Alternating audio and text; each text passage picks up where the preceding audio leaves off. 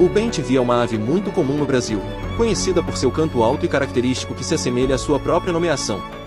Aqui estão algumas curiosidades sobre o bem-te-vi. Seu nome científico é Pitangui sulfuratus. O bem-te-vi é encontrado em todo o Brasil, em áreas urbanas e rurais, e também em outras partes da América do Sul, como Argentina, Bolívia e Paraguai. Na mitologia tupi-guarani, o bem-te-vi é conhecido como Anhangá-Pitã, que significa o diabo das matas. Acreditava-se que ele era um mensageiro entre os deuses e os homens.